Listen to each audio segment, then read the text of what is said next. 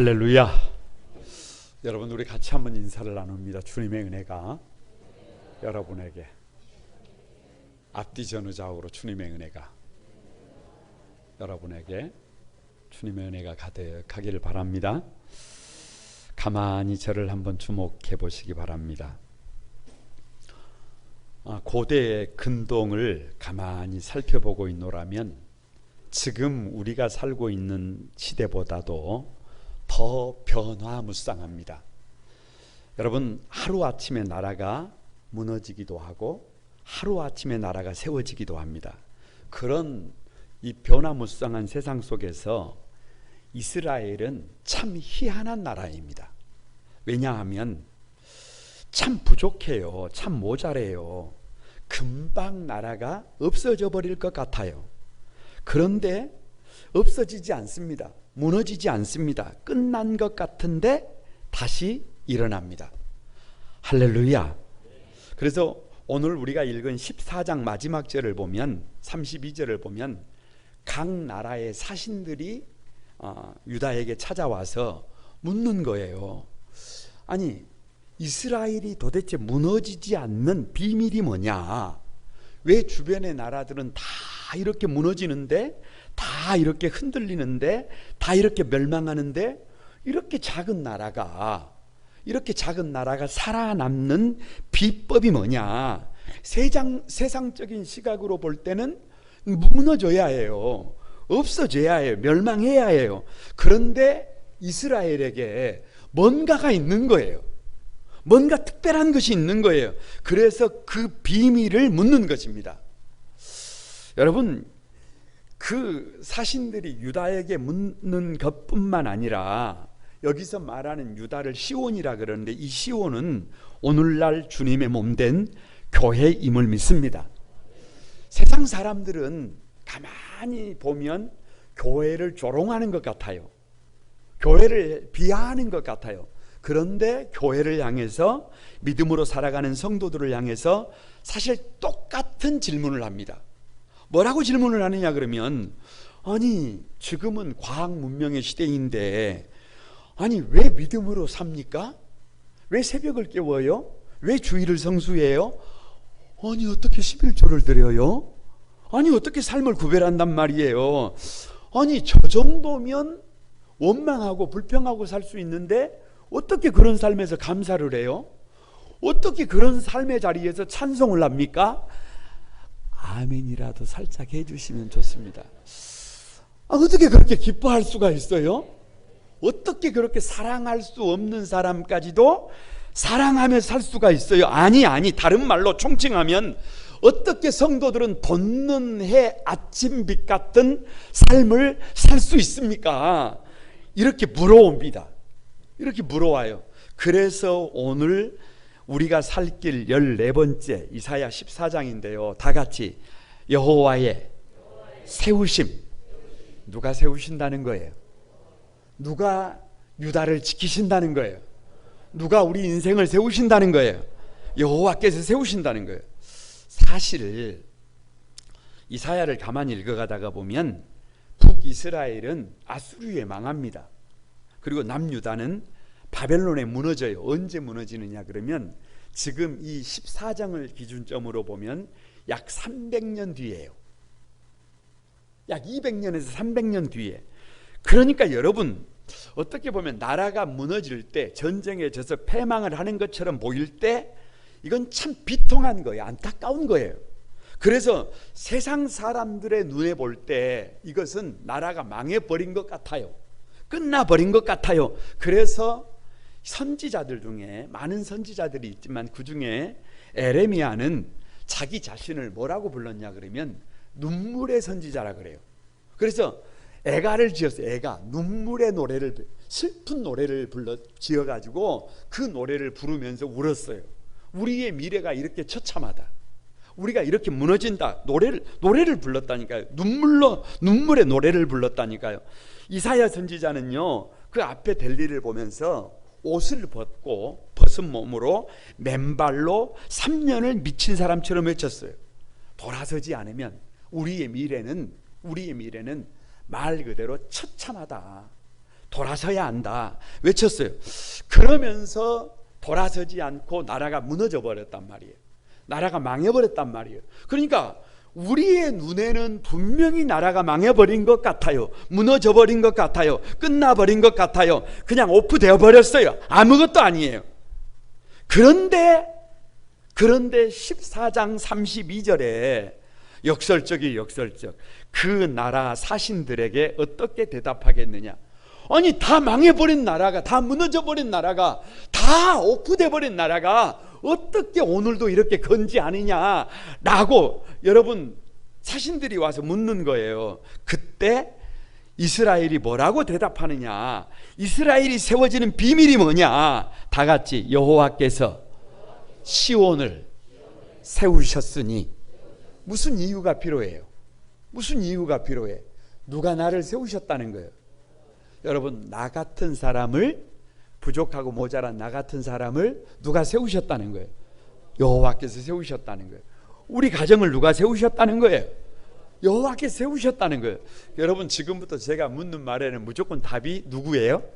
여호와 하나님입니다. 우리 인생을 누가 세우신다고요? 저와 여러분을 누가 세우세요? 우리 자녀들을 누가 세우십니까? 우리 가정을 누가 세워요? 우리의 산업을 누가 세워요? 우리 거룩한 꿈 한소망 교회를 누가 세워요? 이 시대와 역사를 누가 세워요? 저 들녘의 풀잎을 누가 세워요? 여러분, 이 시대의 기초를 누가 세워요? 그냥 여호와 하나님이심을 믿습니다. 여러분, 이게 비밀이에요. 이게 비밀. 그래서 하나님께서 어떻게 유다를 세우시느냐. 첫 번째가요, 다 같이 하나님의 선택하심. 누가 선택하셨다는 거예요? 하나님이 선택하셨다는 거. 1절을 여러분 같이 한번 읽어봅니다. 1절 시작. 여호와께서 야곱을 긍휼히 여기시며 이스라엘을 다시 택하여 그들의 땅에 두시리니 나그네 된 자가 야곱 족속과 연합하여 그들에게 예속될 것이며. 제가 볼 때 이 약속의 말씀은 이미 이루어진 것이 아니라 앞으로 200년 뒤에 나라가 망하고 70년 바벨론 포로로 가서 돌아왔을 때 얘기예요. 돌아왔을 때 얘기. 그러니까 여러분, 하나님이 저와 여러분을 찾아오는 방법은 뭐냐 그러면 야곱을 긍휼히 여기신대요. 누구를 긍휼히 여기신대요? 아니, 맨날 야곱만 긍휼히 여기시는 게 아니라 저와 여러분을 긍휼히 여기신대요. 이런 속담이 있습니다. 달성 싶은 나무는 떡잎부터 알아본다. 에? 그런 속담이 있어요. 3살 버릇 어디까지 간다? 여든까지 간다. 그런데 야곱입니다. 그런데 야곱이에요. 어머니 뱃속에서부터 형님을 이기기 위해서 형님의 약점을, 아킬레스건을 잡은 사람이 그냥 사기꾼이다 그 말이에요. 그럼 그냥 범죄자라는 말입니다. 도둑이라는 말입니다. 거짓말하는 자라는 말입니다. 죄인이라는 거예요. 죄인. 그냥 야곱이라는 말은 죽을 수밖에 없는 흉악한 죄인이라는 거예요. 답이 없는 인생이라는, 답이 없는 인생. 다 같이 한번, 내가 야곱이다. 내가 답이 없는 인생이에요. 내가 답이 없는 인생. 누가 그러더라고요. 누가 자기를 막 아프게 했어요. 그러니까 상담을 하시면서 그 사람을 찢어 죽이고 싶대. 그래서 제가 웃으면서 그랬어요. 저와 여러분이 잘못한 것을 잘못한 대로 하나님이 찾아오시면 아마 우리는 다 어떻게 돼버렸을 것이다. 그렇게 말씀을 드렸어요. 여러분, 그런데 우리가 지금 멀쩡하잖아요. 어떻게 찾아오신 거예요? 긍휼히 여겨주심으로 찾아오신 줄로 믿습니다. 여러분, 인류 최초의 인간인 아담과 하와를 생각해 보시죠. 범죄했어요. 그런데 그 아담과 하와를 심판하시는 하나님이 어떻게 심판하시느냐 그러면, 벌이라고 하는 것이 남자들에게는 수고해서 땀을 흘리는 거예요. 여자들은 아이를 낳는 거예요. 그게 벌이에요? 아니라니까요. 긍휼히 여겨주심이라니까요. 세상에 가인이 아벨을, 동생을 쳐 죽였을 때에도 우리 생각에는 누구를 그냥 두면 안 돼요.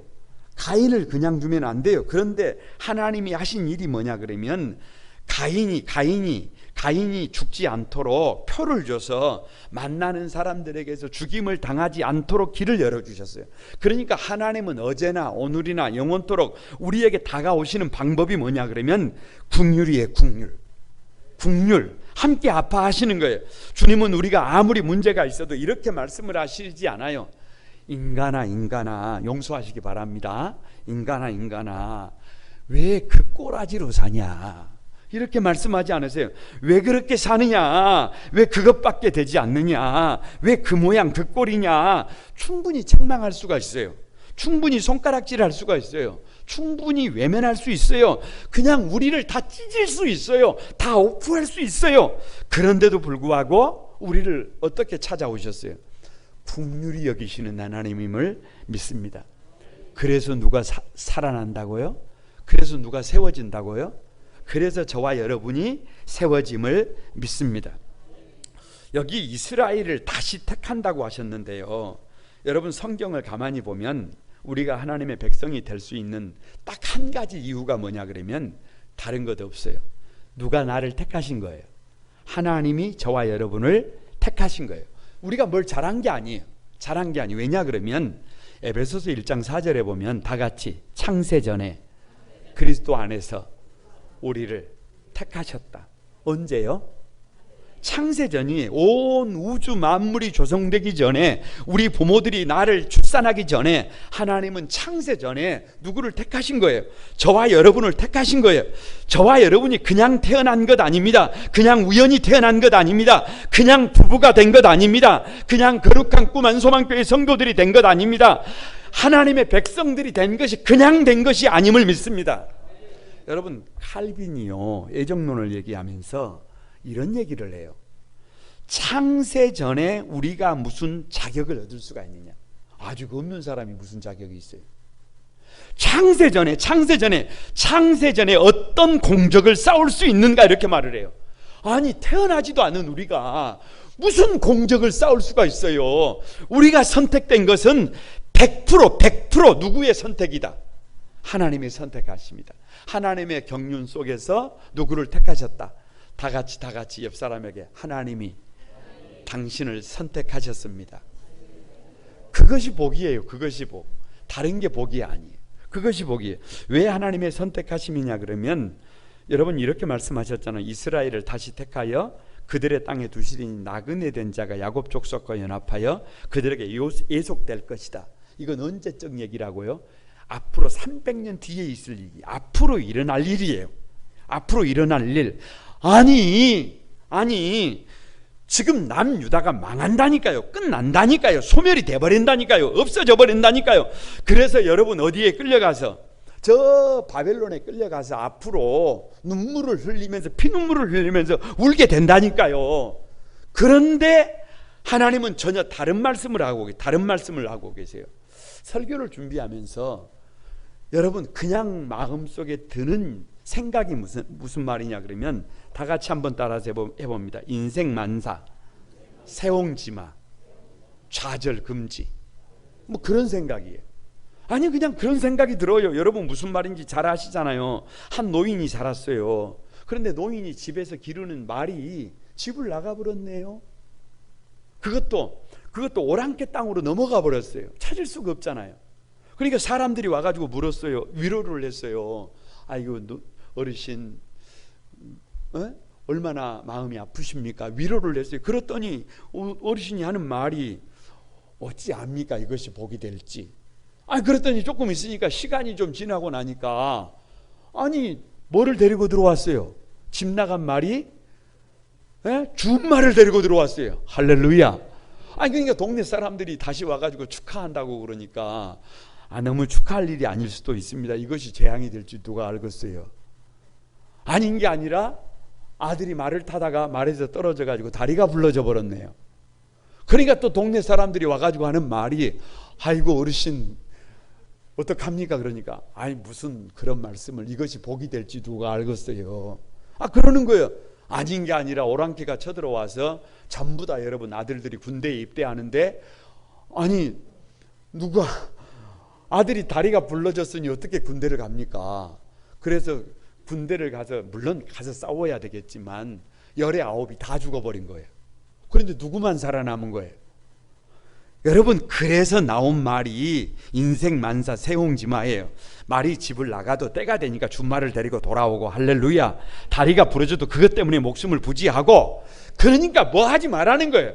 세상 사람들까지도 작은 일에 일희일비하지 말라는 거예요. 여러분, 좌절 금지하라는 거예요. 그런데 하나님의 백성들은 어때요? 나라가 망했어요. 패망했어요. 포로로 끌려가가지고 저 바벨론 땅에 가서 그발강가에서 저녁이 되면 일 마치고 밤 늦도록 거기서 울었어요. 그러면서 기도했어요. 하나님 앞에 물었어요. 우리가 왜 패망했느냐? 왜 우리가 포로로 잡혀와서 이렇게 죽을 고생하고 있느냐? 도대체 하나님의 백성된 우리가 잘못한 게 뭐냐? 생각하고 또 생각한 거예요. 회개하고 또 회개한 거예요. 그러면서 고백한 것이 뭐냐 그러면, 우리가 하나님을 만물의 찌꺼기처럼 취급했구나. 우리가 교만해서 하나님을 떠나서 우상을 숭배했구나. 내가 우상이 됐구나. 우리가 살 길은 여호와께 돌아가는 것이구나. 다 같이 여호와께로 돌아가자. 여러분, 여호와께로 돌아가면, 할렐루야, 여호와께로 돌아가기만 하면, 삶의 방향을 바꾸기만 하면 무너진 것 같은 내 인생을 세우시는 분이 누구다? 우리 가정을 세우시는 분이 누구다? 우리 교회를 세우시는 분이 누구다? 이 시대를 세우시는 분이 누구다? 하나님이심을 믿습니다. 가장 큰 축복이 뭐예요? 가장 큰 축복이, 여러분 옆 사람에게 한번 축복해 봅니다. 하나님이 당신을 선택한 것이 가장 큰 축복입니다. 왜요? 버리지 않고 택하셨다는 거예요. 왜 택하신 거예요? 세우기 위해서예요. 비록 삶의 자리에 문제가 있겠지만 하나님이 저와 여러분을 택하셨기 때문에, 여러분 이 자리에 앉아 있는 사람들은 삶의 방향을 주님께로 돌리면 반드시 주님이 세우실 것을 믿습니다. 두 번째가요, 하나님께서 어떻게 유다를 세우시느냐 그러면, 다 같이 하나님의 꺾으심. 하나님이 뭔가를 꺾으시는 거예요. 더 이상 힘을 못 쓰도록 꺾으시는 거예요. 여러분 4절과 5절을 한번 읽어봅니다. 4절과 5절 시작.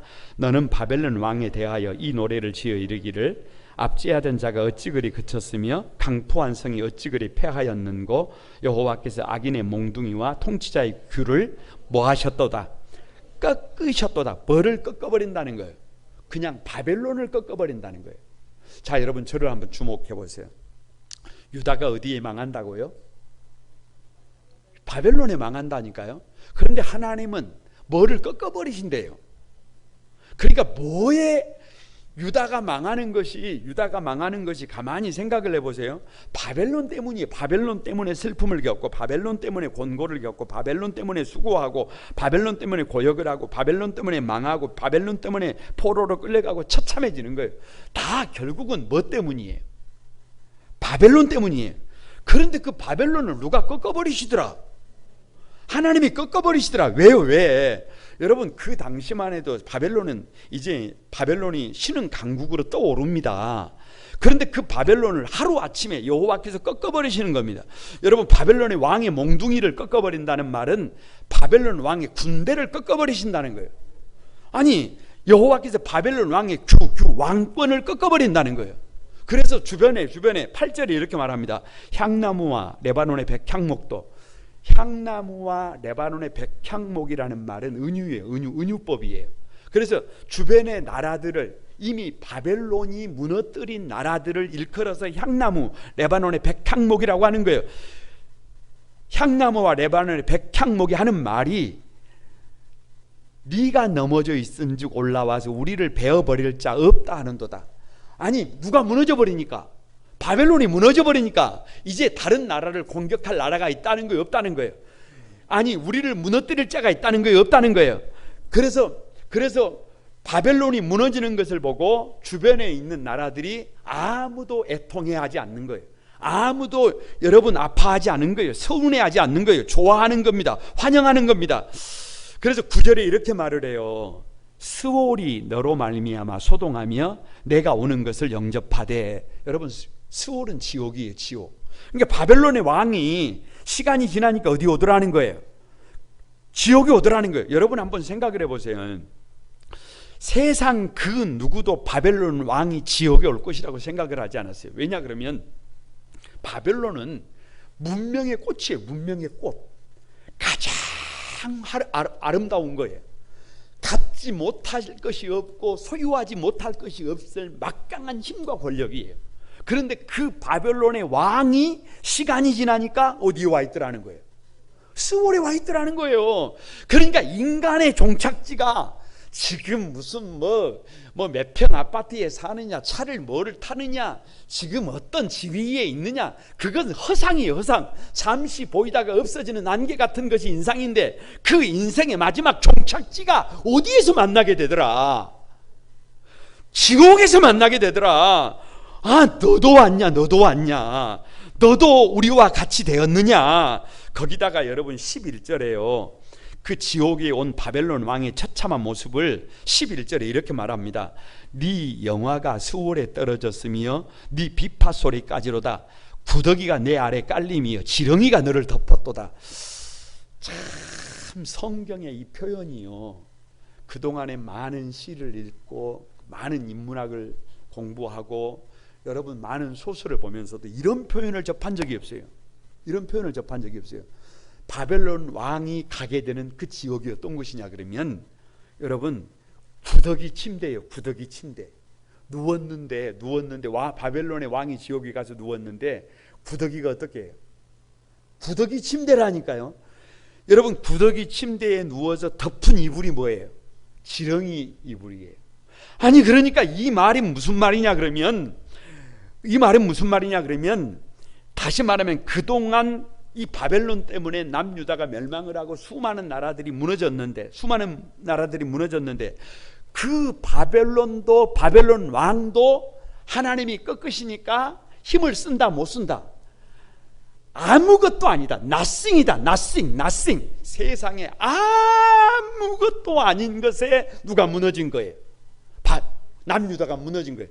그러니까 우리 인생이 무너지고 우리 인생이 아파하고 우리 인생이 신음하고 우리 인생이 고통당하고 우리 인생에 버거웠던 문제들이 사실 시간 지나고 보니까 이게 아무것도 아니라는, 이게 nothing이라는 거예요. 도무지 우리가 그런 것에 무너졌냐는 거예요. 그래서 여러분 저는 이 본문을 가만히 읽으면서 공식 하나를 봅니다. 다 같이 한번 따라서 해봅니다. 바벨론은 이 꼬르 죄다. 아니 여기서 바벨론의 붕괴를 얘기해. 바벨론을 꺾는데 그 바벨론을 너무 멀리 생각하지 말고 뭐라고 생각해 보시길 바랍니다. 죄라고 생각해 보시기 바랍니다. 바벨론이 유다를 패망에 이르게 하잖아요. 마찬가지입니다. 여러분 꼭 기억해야 해요. 죄는 인간을 병들게 합니다.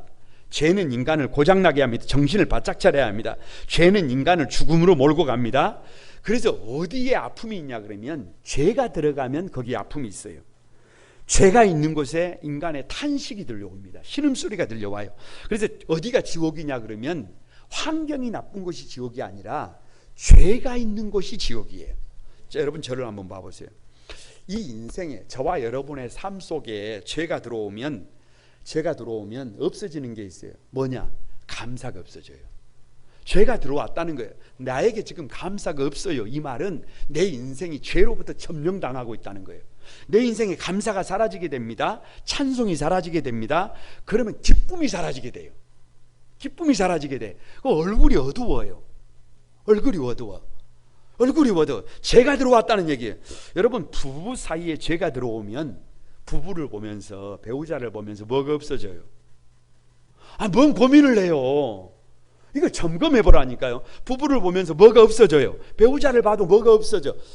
아니 죄가 물러가면 배우자를 보면 어떤 생각이 드느냐 그러면 하나님이 나에게 보내주신 최고의 선물이라는 고백이 돼요.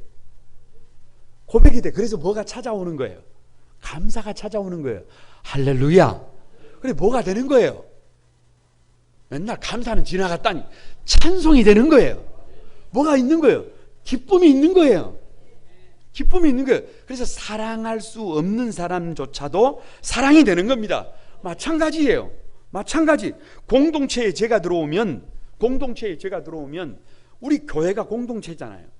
더 이상 공동체를 생각해도 뭐가 안 돼? 아니 고민하지 말라니까요. 감사가 안 된다니까요. 가만히 교회를 생각하면 찬송이 돼야 안 돼요? 안 돼. 그 얼굴에 뭐가 없어요? 기쁨이 없어요. 여러분, 감사가 없고 찬송이 없고 기쁨이 없는데 거기에 헌신이 있을까요? 그걸 뭐로 물어봐? 헌신 없어요. 여러분, 사명을 다할 수 있을까요? 그걸 뭐하러 물어봐? 안 됩니다. 그거 안 돼요. 여러분, 그냥 여기가 교회지만 죄송합니다. 그냥 여기는 아비규환의 현장이에요. 그냥 지옥이에요. 아니 우리가 주님의 몸된 교회에 나왔는데 다른 곳이 지옥이 아니라 여기가 지옥이라니까요. 뭐가 들어오면, 죄가 들어오면. 그런데 여러분 꼭 기억해야 될 것이 있어요. 예수님이 누구냐? 예수님은 자기 백성을 죄에서 건지시는 분이에요. 아무리 저와 여러분이 죄인일지라도, 아무리 야곱일지라도, 아무리 흉악한 죄인일지라도 예수님 앞에 나오면 예수님께서 죄에서 자유를 얻게 하십니다. 우리를 병들게 하고 고장나게 하고 망하게 하는 모든 죄에서 저와 여러분을 해방시키신 줄 믿습니다. 바벨론은 누가 꺾는 거예요? 하나님께서 꺾는 것입니다.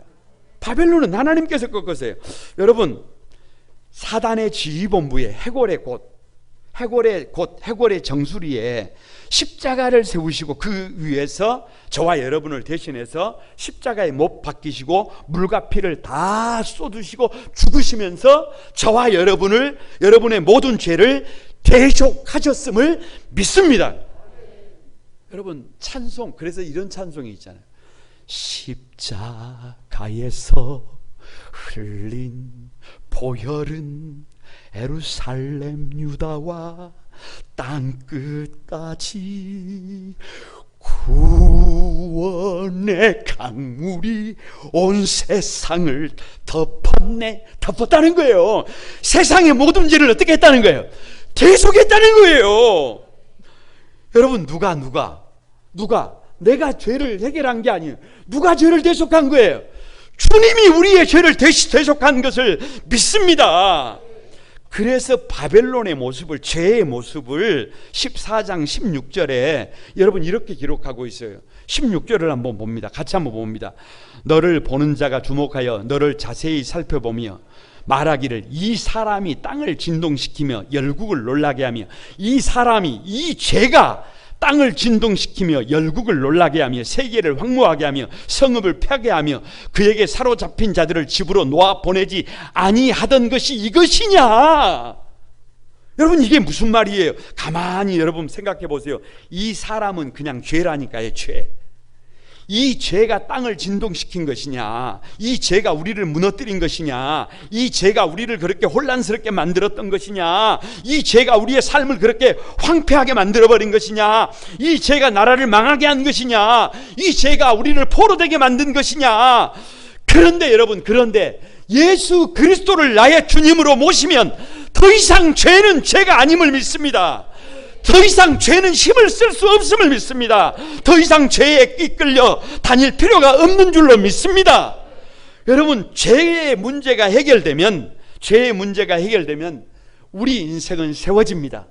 우리 가정은 세워집니다. 우리 교회는 세워집니다. 여러분, 누가 꺾으셔요?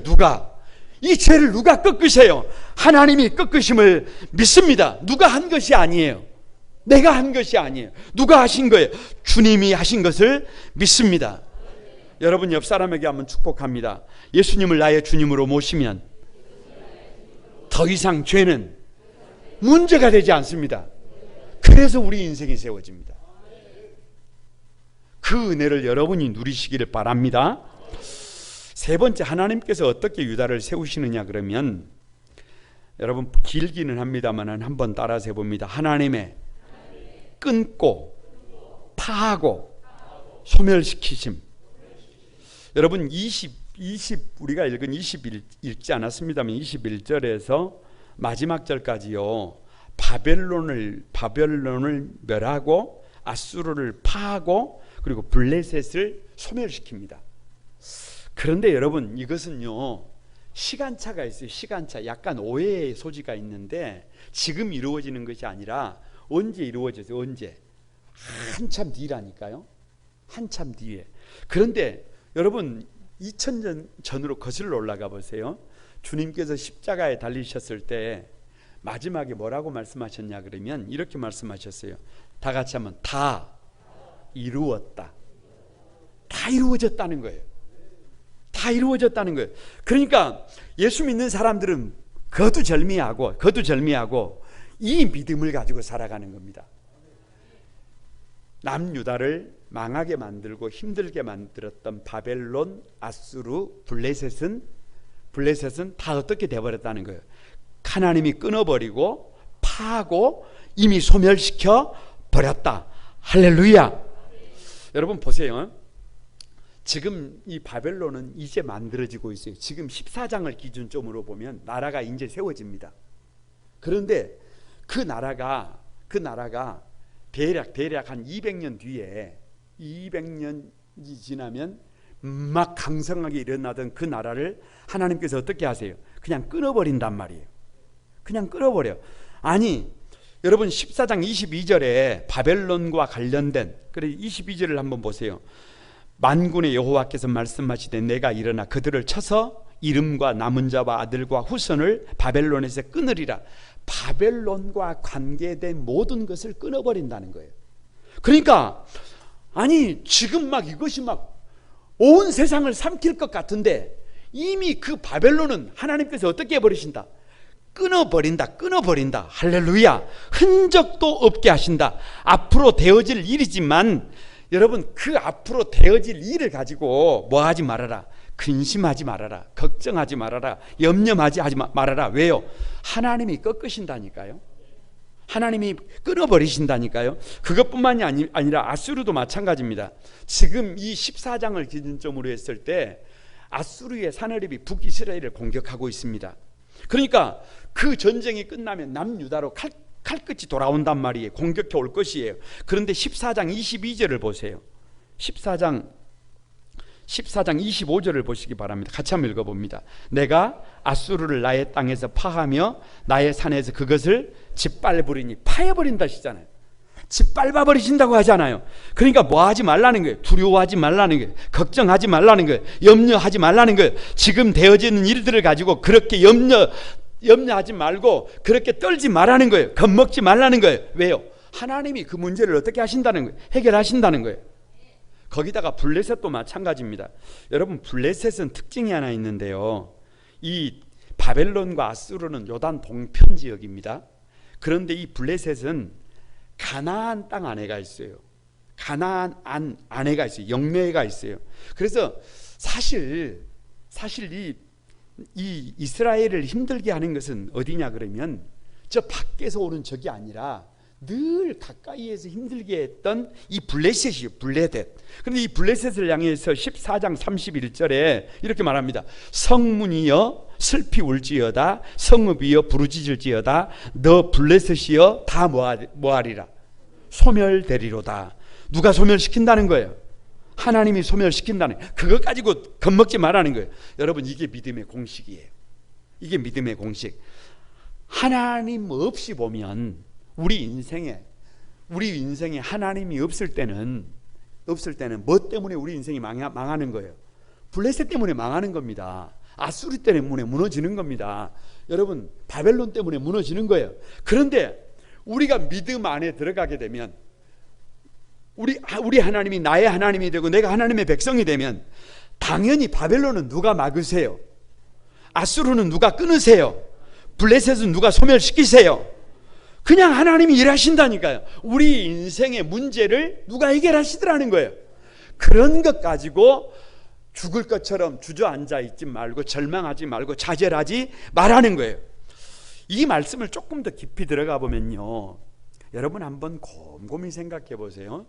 인생이라고 하는 것은 사실 뭐 때문에 혼란스럽냐 그러면 앞으로 닥쳐올 문제를 생각하면 늘 혼란스럽습니다.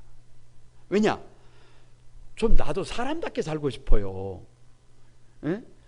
조금은 좀 폼나게 살고 싶어요.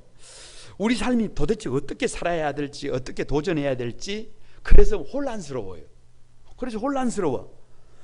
그래서 여러분 가만히 생각해 보세요. 그런데 이 바벨론이라고 하는 뜻이 혼란스럽게 하다예요. 혼란스럽게 하다. 혼란스럽게 하는 자예요. 그러니까 가만히 보세요. 이 바벨론을 어떻게 넘을 수 있느냐 그러면 하나님이 나의 하나님이 되고 내가 하나님의 백성이 되면 더 이상 혼란을 겪을 필요가 있어요, 없어요? 없어요. 제가 늘 드리는 말씀 중에 이런 말씀이 있어요. 하나님, 삶아서 잡수시든지 구워서 잡수시든지 알아서 하십시오. 나보다도 더 나를 사랑하시고 나보다도 나를 더 위하시는 우리 주님이 주시는 일이라면 그냥 팥으로 메주를 쓴다고 해도 믿고 그것이 저주처럼 보여도 그것을 감사로 받겠습니다. 그냥 우리의 인생을 누구의 손 위에 올려놓는 거예요. 당신의 비전이 뭐냐? 비전 없어요. 그냥 하나님이 나의 비전이에요. 왜요? 그냥 내 인생은 누구의 손 위에 올려놨어요. 혼란스러울 필요가 있어요, 없어요? 없습니다. 이것이 믿음입니다. 여러분 가만히 생각을 해보세요. 인생이라고 하는 것은 복잡한 것 같은데 간단합니다. 무엇을 먹을까? 무엇을 마실까? 무엇을 입을까?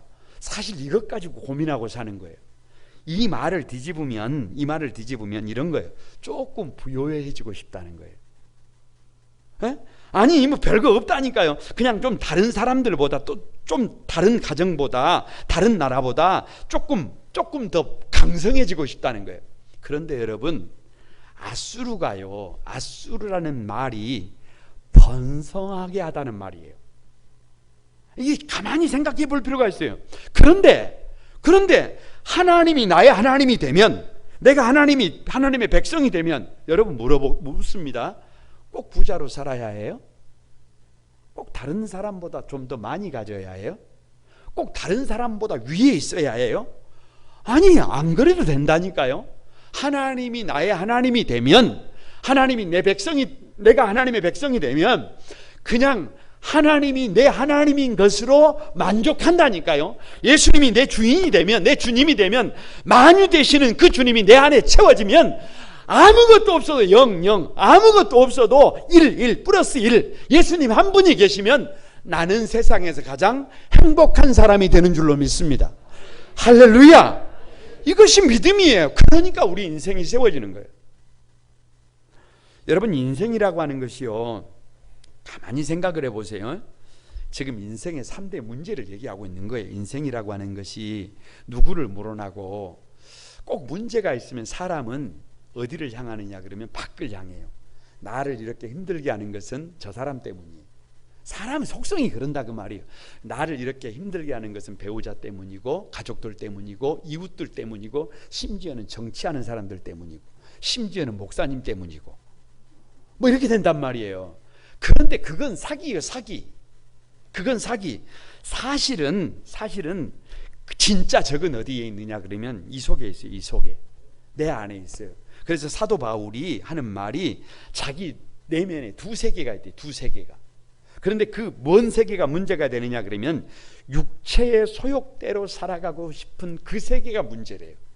그 세계 때문에 자기의 육체의 소욕을 쫓아 살아가는 그 세계 때문에 사실 우리가 무너지고, 욕심이 잉태한 즉 죄를 낳고, 죄가 장성한 즉 사망을 낳고, 삶의 자리가 문드러져 버리는 거예요. 문제가 돼 버리는 거예요.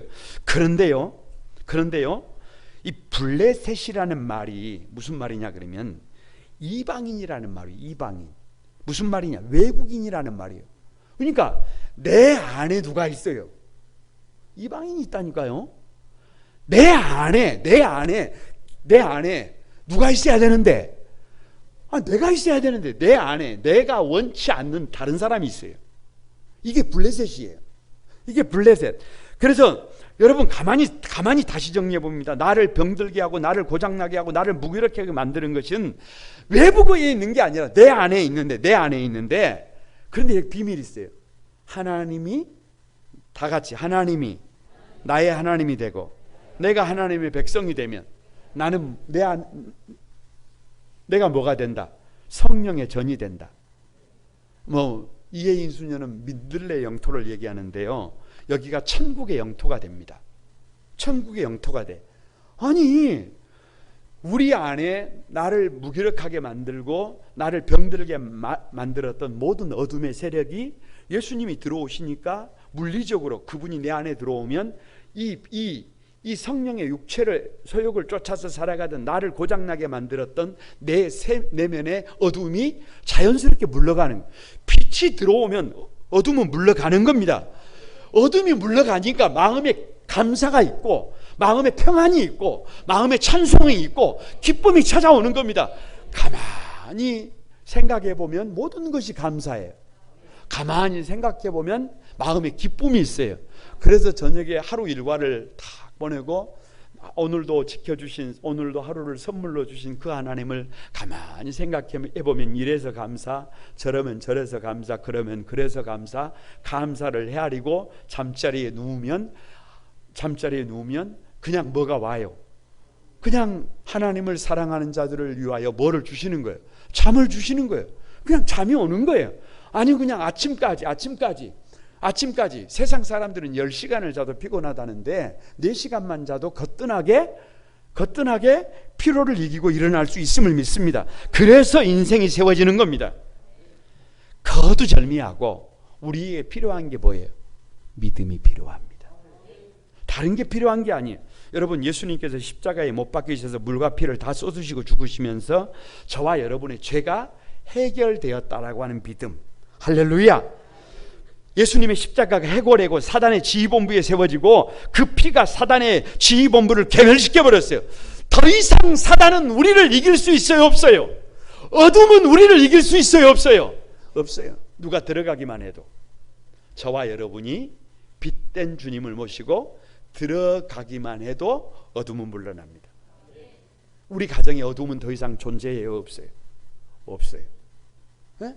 여러분, 한 길로 왔다가 7길로 물러납니다. 저는 제 마음속에 꼭 품고 살아가는 몇 가지 말씀이 있는데 그 중에 하나가 뭐냐 그러면 아가서 2장 4절이에요. 14절이에요. 아가서 2장 14절 좀 들어보세요. 바위 틈 낭떠러지 은밀한 곳에 있는 나의 비둘기야, 내가 네 얼굴을 보게 하라, 네 소리를 듣게 하라, 네 소리는 부드럽고 네 얼굴은 아름답구나 라고 하는 말씀이에요. 그러니까 지금 내가 어디에 서 있느냐, 나의 영적 주소가 어디가 있느냐 그러면 가만히 봐보세요. 바위 틈 낭떠러지에 있어요. 그러니까 세상 사람들이 볼 때는 세상 사람들의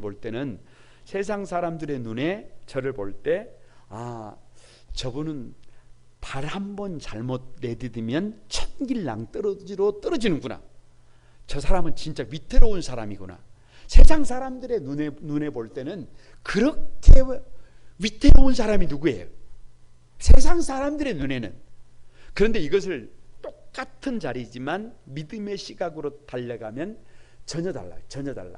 여러분, 손을 한번 올리고 나의 반석 대신 하나님. 에? 아니 반석 바위 틈. 그럼 누구 품이에요? 누구 품? 하나님의 품이에요. 그러니까 세상 사람들이 위태롭게 보는 그 자리가 사실은 위태로운 자리가 아니라 무슨 자리예요? 무슨 자리? 주님의 품이라니까요. 어머니의 품처럼 따뜻하게. 여러분, 문제가 없는 것이 꼭 좋은 게 아니에요. 아니 세상 사람들이 볼 때는, 우리 육의 눈을 가지고 볼 때는 문제가 있어서 금방 어떻게 돼버릴 것 같지만 그 자리에서 말 못하는 짐승처럼 울부짖고 말 못하는 짐승처럼 하나님 앞에 엎드려서 기도하면서 세상에 이 얼굴을 누가 보고 싶대요? 주님이 보고 싶대잖아요. 이 목소리를 누가 듣고 싶대요? 그러니까 이 지금 그 어려운 환경들이 있는 이유가 뭐를 좀 보여달라는 거예요. 그걸 못 들어드려요? 아니 이 목소리를 좀 들려달래요. 그걸 못해요? 나 그거 잘할 수 있다니까요. 왜? 마음만 먹으면 할 수 있다니까요. 그래서 여러분, 저의 영적 주소는 아무리 세상 사람들이 볼 때 힘들고 어려운 자리 같지만, 위태로운 자리 같지만, 우리 성도들의 영적 주소는 주님의 품인 것을 믿습니다. 문제가 되지 않아요. 문제가 되지 않아요. 더 이상 문제가 되지 않아요. 이것이 믿어지면 우리 인생에 감사가 찾아와요. 이것이 믿어지면 얼굴에 미소가 찾아옵니다. 이것이 믿어지면 여러분 잠도 오고, 이것이 믿어지면 우리 인생이 세워집니다. 이것이 믿어지면 우리 인생을 주님의 손 위에 올려놓게 됩니다. 이것이 믿어지면 기적의 주인공이 될 수 있음을 믿습니다. 여러분 옆 사람을 한번 축복합니다. 옆 사람을 한번 가만히 축복해 보시기 바랍니다. 우리 인생은 하나님이 세우십니다. 하나님이 우리 안에 있는 문제를 이미 해결하셨습니다. 이 믿음을 가지고 살아가는 저와 여러분이 될 때 우리 인생은 세워진다. 우리 가정은 세워진다. 우리 자녀들은 세워진다. 우리 교회는 세워진다. 아니, 누가 세우신다? 하나님이 세우신다. 이 믿음이 있는 사람은 주저앉아 있지 않습니다. 이 믿음을 가지고 있는 사람은 도전할 수 있습니다. 그 주역이 오늘 우리 거룩한 꿈 한소망에 사랑하는 성도들이 되시기를 주님의 이름으로 축복합니다. 우리 찬양하면서 기도하겠습니다.